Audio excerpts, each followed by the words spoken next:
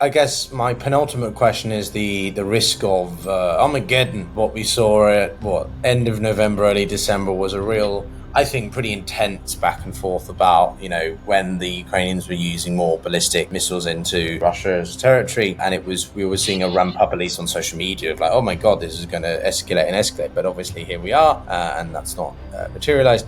Sort of, do you think that we've largely passed that point? When we think of the biggest danger of this war, it's nuclear war. And we therefore tend to work backwards. So what is it that could produce this? And it's possible that if NATO forces were directly involved fighting side by side with the Ukrainians, then you're in a major power war. That would create a new set of risks. I'm not even sure then it would go nuclear, but it's not necessarily a proposition you want to test. Letting the Ukrainians use long-range systems against targets in Russia never seemed to me to be likely to cause a nuclear war. And the problems the Russians got into is every time there was a development they didn't like or seemed imminent, they issued sort of blood-curdling threats, which, when these things happen, they never actually made good on because they didn't make any sense. But that didn't mean to say they didn't escalate. This is The Global Gambit. All right, part two, everybody. So, welcome back. We're going to focus largely on Ukraine, but Lawrence, I mean, we ended on the notion of China being more cautious and sort of veering away from wolf warrior diplomacy. But someone who's also seeming to departing away from their foreign policy rhetoric, at least on the campaign trail, was Trump. And you alluded to it at the beginning of part one, which was that you seem to be more optimistic, cautiously optimistic about him, and that's because I think both you and I mean, without sharing what my opinion is, but he seems to be, I don't know if backtracking is the right word, but certainly loosening up on his desire to sort of end the war immediately. The appointment of General Kellogg in, December, and now the idea that potentially sort of the war may be more wrapped up or resolved or something by 6 months, not 24 hours, right? Is this Trump just doing what he always intended, or has he really got the reality kicking in now that he's taken office? What's going on? I think reality's kicking in, and I think, I mean, Trump's great on these throwaway lines, and he will stick to his view that if he'd been in office, the full-scale invasion wouldn't have happened.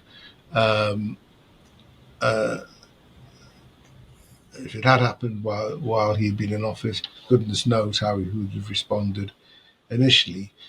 But I think he's also aware that abandoning a country in which the US and many others have invested to an autocrat is not a good look, as they say, and will be aware of the impact of Afghanistan, the withdrawal from Afghanistan, on how Trump was, aware of the impact of the withdrawal from Afghanistan on how Biden was viewed.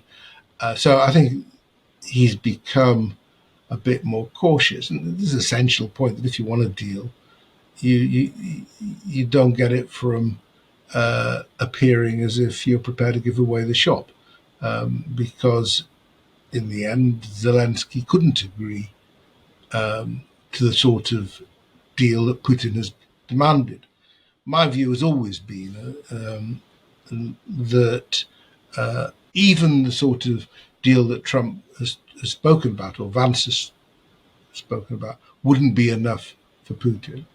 I think Putin's got a very fundamental problem with any negotiation on Ukraine, which is that though he can be pretty confident now of holding on to a chunk of territory, and that Ukraine will find it difficult to get it back. That territory has been ruined by the war.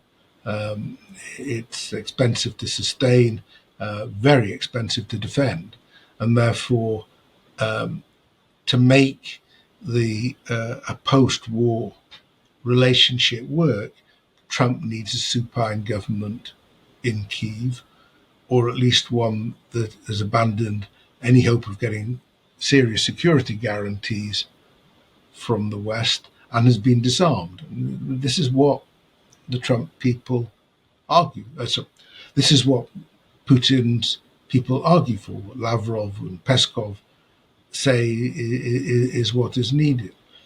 So and it's not just a case of finding a room to compromise. If you end up with an independent Kyiv able to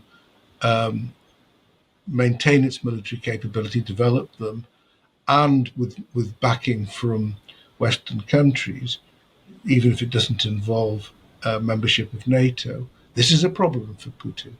And I don't think for him it's a particularly acceptable outcome. On the other hand, Putin is facing serious problems, both in terms of the ability of Ukraine to attack targets within Russia now, which is it's not crippling, but it's certainly embarrassing. The fact that they're still in Kursk and haven't been expelled, but also a worsening economic situation with high inflation, crippling interest rates, starting to see bankruptcies, and all sorts of shortages. I think Putin is starting to face a dilemma, and that dilemma is not going to decline during the course of the year if Ukraine still gets backing from the US as well as from Europe. So we'll see how the reviews of policy go on in the early days, weeks of the administration. But it wouldn't surprise me if, though I'm sure there will be engagement with Moscow. I don't think Trump has any intention of not talking to Putin at some point and in some way. I'm sure that will happen, but I don't think it's going to be something that's going to lead to an early ceasefire, just simply because an early ceasefire won't suit Putin. But Putin has this problem that it's not clear that his position is going to improve during the course of the year. In fact, it may worsen. Now, does Putin realize that? Would Putin agree with that analysis? I have no idea. And if he doesn't, then he may stick to a hard line. But at some point, you've got a feeling that reality may dawn on him as well. Well, he's a master strategist, Lawrence. I thought we were very clear on this, right? So they say. So well, okay. I mean, there's so much there that I could follow up with, but on the Trump side, he cares very little about Ukraine, I think, from a moral standpoint. He looks at it from a functional and pragmatic one. But, from what I've understood, and correct me if I'm wrong, but he's made it clear that if he feels he's being messed around by Putin, which, Putin has a habit of doing, he will U-turn and give Ukraine even more. But then so this is sort of a two-pronged question, which is firstly that aspect. What do you see playing out there? And second, but if Trump does that, if he does decide to backtrack and actually give Ukraine even more stuff, and somehow try and frame it to the American people, how's that going to be received by the electorate in America? Because a lot of people want an end to the war, at least reduced American input. Surely if Trump backtracks, that's going to have negative repercussions for his own reputation. Sort of. But, I mean, the position is always, the position Kellogg advocated was you put pressure on Ukraine to agree to talks, and the Ukrainians have already agreed to talk, and you put pressure on Putin to agree. And that, in principle, the first means that you might reduce support to Ukraine, the second means that you might increase support to Ukraine. And that's sort of always been the position. And Trump is always pretty sensitive to perceptions and how things look. And if he is seen to be acceding to a deal that clearly just gives Putin everything he wants, and which is bitterly resisted by Ukraine, then he's going to have problems at home with that. Look, in the end, this war does not cost the United States that much. Most of the support to Ukraine comes through the US military-industrial complex, who get the orders. The Americans are not at war. It's true. The public opinion is still actually quite supportive of Ukraine in the US. Trump supporters less so, but Trump supporters are normally persuadable to do whatever Trump thinks is wise. And so I don't think that's a major constraint. I think it's true that Ukraine isn't a priority for Trump. I mean, the big issues of his first days are going to be deporting migrants or tariffs, um, or retribution for the injustices he believes have been heaped upon him, and so on. I mean, these are the sort of things that get him up in the morning, and Ukraine is sort of low on that list. So that will be handled, I think, by a team that he's now got in place. And by and large, what they have said is that they don't think this is going to be quick, and they think it may need some pressure on Russia. While accepting the outcome may not be wholly to Ukraine's liking. But on the other hand, a lot of people who are pro Kremlin, Kremlinites, they will point to the divisions that are occurring within the West, right? Now, I think you and I are largely in agreement that the Russian economy is overheating. I think that we can agree or recognize that sanctions have been over-leveraged or overhyped. Perhaps, maybe you disagree on that. But Russia's got a lot of challenges, but sort of it continues to be very resilient. Why is that? And can it sustain it, or is it a bit of a ticking time bomb that Putin actually wants some kind of deal so that he can focus on trying to get the domestic economy under control? I think Ukraine is an obsession for Putin. He's fixated on it, and I think he thinks it will.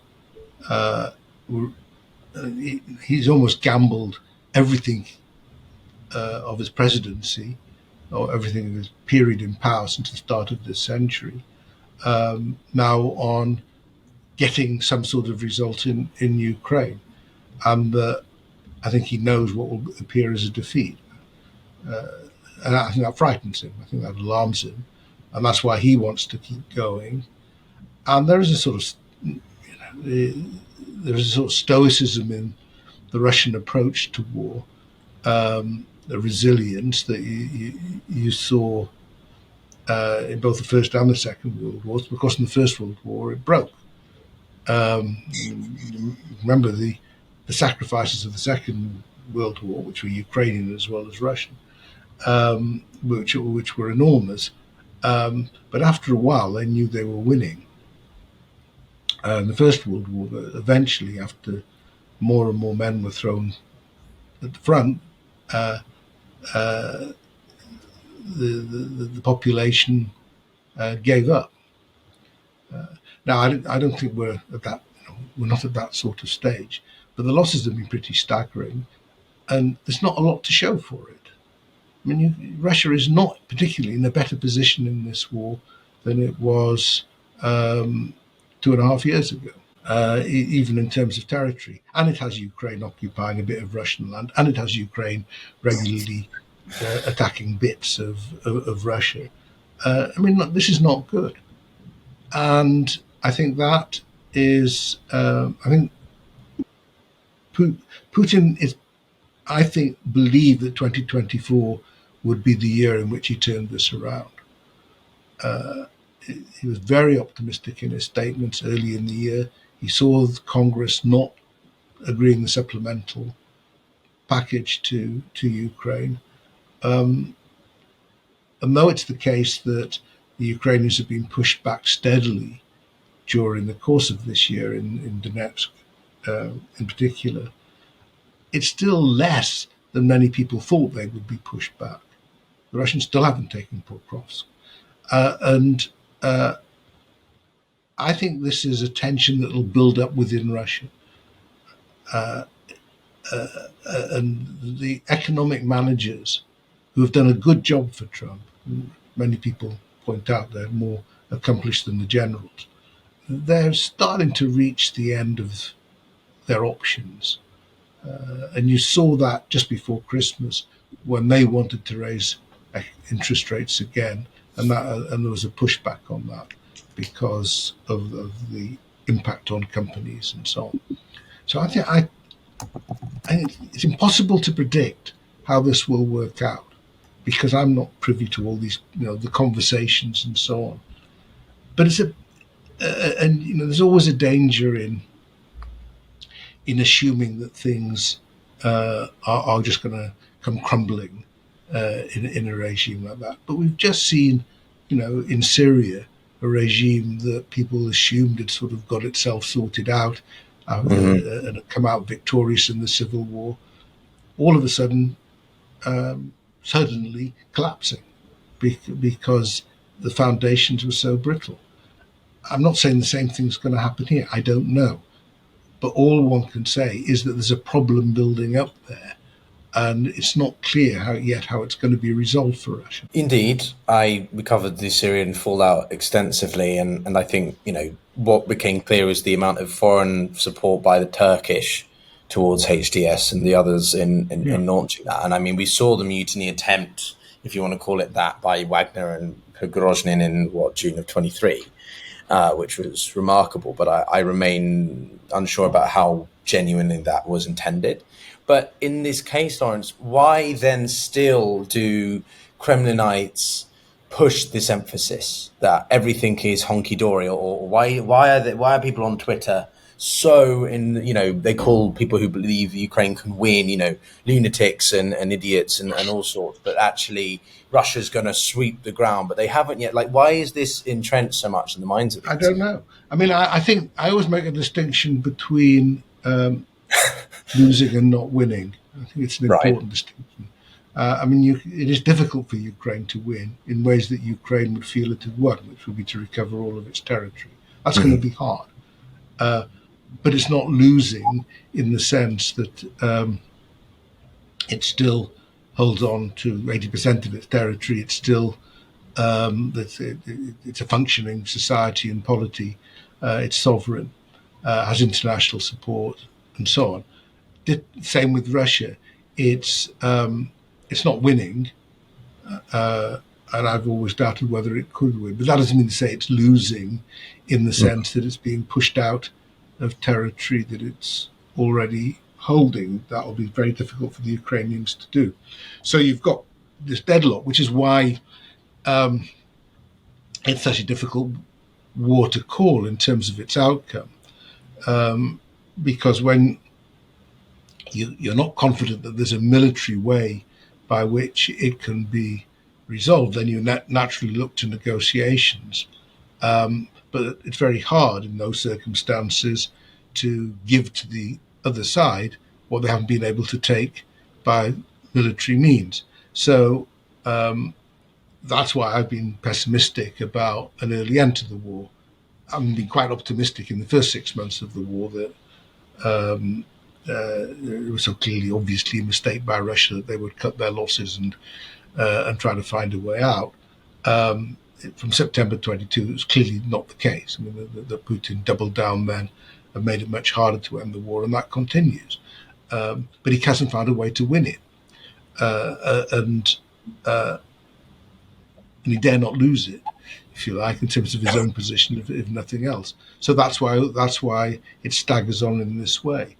Now, I think the people who were particularly confident on Russia's behalf on social media and so on are a bit less confident at the moment. But I don't see that as being the major front in this war. I think what matters is what's happening on the ground, and increasingly the ability of both sides to withstand the sort of coercive pressure that comes from long-range strikes and so on, and the ability of their economies to cope. And on a number of these indicators, it's not as clear as it was that Russia has the advantages. Well, on that, actually, I mean, I don't know if you watched, obviously very much lengthier than this conversation, was Lex Friedman's engagement with Zelensky. And obviously, I mean, Lex has his own agenda or intentions or whatever. But, I think something that became quite clear from Zelensky is that his belief hasn't wavered. And the growing in-house development, I think, of Ukraine's sort of military capacity, but also their ingenuity. They've been quite innovative. I've made this point quite a lot over the show in recent months, but they've been very innovative in the way that they utilize different military assets and whatever in ways that we might not have ever considered. I mean, the way that they use some sort of stuff in the maritime theatre was quite interesting. Do you think that that could be an element that we are not considering enough, that could see a Yeah, sizable shift, tactically speaking? yeah, I think so. I mean, they're leaders in drone technology in many ways now, and drone tactics. They've been forced to take that role. We always knew this would be a drone war, but it's a quite different drone war to the one that we were expecting in February 22, when it was big Turkish drones that Mm-hmm. were making their name. This is the use of pretty cheap, expendable drones, masses used every day by both sides. About countermeasures, but also the Ukrainians are now developing long range. They have these long range systems, of which they seem to be producing quite a lot, and with good targeting, and it's causing the Russians problems. They don't have enough air defense to deal with it. So there is a lot of ingenuity. Where they've been disappointing to many people has been in the problems with mobilization, which are, I think, more complex than that are normally understood, because there's a sort of vicious circle that can develop if you're not confident that you're going to be well led, or that you're going to have enough kit. Then it's not always a good thing to volunteer for the front. So you can see why there's been some resistance, some defections, and desertions.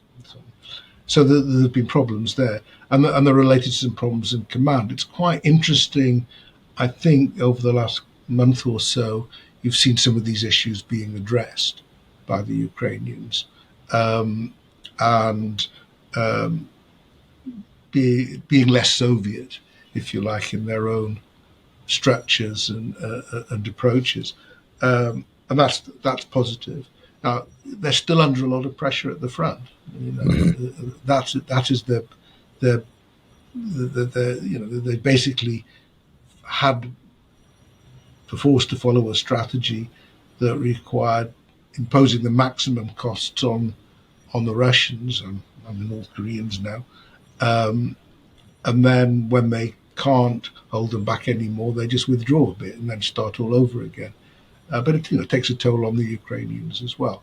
So it'd be wrong to pretend that this is an easy time, or getting a lot easier. It's just not as difficult as before. And then in these other aspects of developing new weaponry and so on, they're being pretty impressive, and they're imaginative and tactically accomplished in the unconventional side of war. Yes, absolutely. But I guess my penultimate question is the risk of Armageddon, and what we saw at end of November, early December was a real, I think, pretty intense back and forth about when the Ukrainians were using more ballistic missiles into Russia's territory, and we were seeing a ramp up, at least on social media, of like, oh my god, this is going to escalate. But obviously here we are, and that's not materialized. Sort of, do you think that we've largely passed that point, and that any? I think my view was that the problem is that in the West, when we think, understandably, when we think of the biggest danger of this war, it's nuclear war. I mean, you don't want to see nuclear weapons used. And we therefore tend to work backwards and say, what is it that could produce this? And it's possible that if NATO forces were directly involved, fighting side by side with Ukrainians, that would create, then you're in a major power war. That would create a new set of risks. I'm not even sure then it would go nuclear, but you'd certainly, it's not necessarily a proposition you want to test.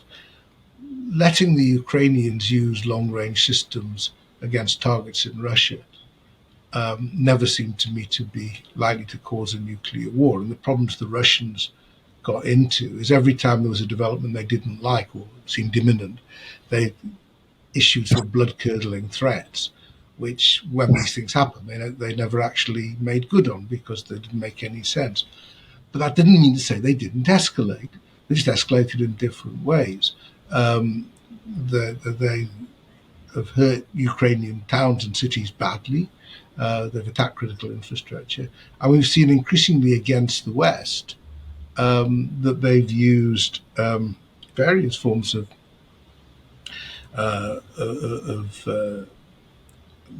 sabotage, subversion, and so on, undersea cables, it seems, sticking explosive devices on packages that are being flown into the West, according to a story in the American press. They're doing quite a lot of stuff, which is, I think, their way of satisfying themselves that they're retaliating for Western misdeeds. They're not going to make a big difference in terms of Western support for Ukraine or the course of the war, but they're not without hazard. So I've never thought it was likely that this would lead to nuclear war. I'm not in a responsible position, so I can say that easier than somebody who would have to suffer the consequences, face the consequences if there was. But I don't think that means that you take Russia, that you believe that Russia is sort of just a paper tiger. It does try stuff on, and in a sort of embattled mood, which it's in now, you can see how difficult it is. It's making itself to deal with. It's doing things that are rogue. I mean, in many ways, it has started to go a bit rogue. At some point, I don't think this gets it very far, but it adds to the challenge. And I think we get distracted by the nuclear issue, and we don't look enough at this issue. Yeah, I think that's a good point. I've never been of the camp that you should sort of dismiss Russia completely. It's certainly got challenges, but to sort of nothing is equally misguided. Well, the last question, sort of, I'll weave it into sort of forward-looking. Is 25 is obviously a big year for a lot of new governments trying to get a foothold. Germany's got a snap election, but very simply, Lawrence, what does this mean for European autonomy? Are we actually going to see 25 as the year by which Europeans try to take hold of their strategic and, I don't know, ideological independence, autonomy, whatever word you want to use, or are they going to still be the group in the middle between the greater powers? No, I put something on my Substack this morning about that. I know, that's why I referenced it. I already read it. I think Europe is not in a great place because there's uncertainty around Germany. We assume that you'll have a Christian Democrat-led coalition, but you still have to wait and see what the numbers look like. President Macron has sort of neutered himself in some ways. That's one way of putting it. He just doesn't. He just can't get what he needs out of his own parliament, though he still has quite a lot of sway over foreign policy. The Labour government in the UK is not in a great place. It's still trying to sort itself out. Maybe it'll get there, but it hasn't got there yet. And having to cope with Trump, there are other governments in Europe that are in a better place. It's not all gloom, but I think we're coming to a point where there's some really big questions that all European governments have to ask themselves about the regulation or over-regulated economies, about how they deal with the immigration issue, which they're faced with demands to stop it all, but actually it turns out to be very difficult to stop. The issues connected with climate change. So it's going to be a difficult period. And whether Europeans end up doing this as a series of different national responses or more collectively is something that we have to see. But I think there are going to be some very challenging debates. And I think that's one reason why there's a sort of around Trump that they know that he's going to say and do a lot of things they don't like, but they're not sure they've got the counters at the moment.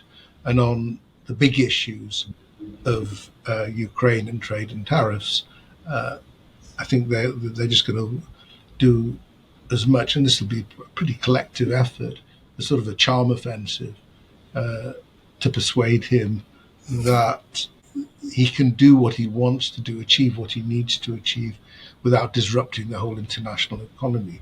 As a final note of sort of warning, you just look at the American debt and the problems that emerged at the end of last year, with the House unable to lift the debt ceiling.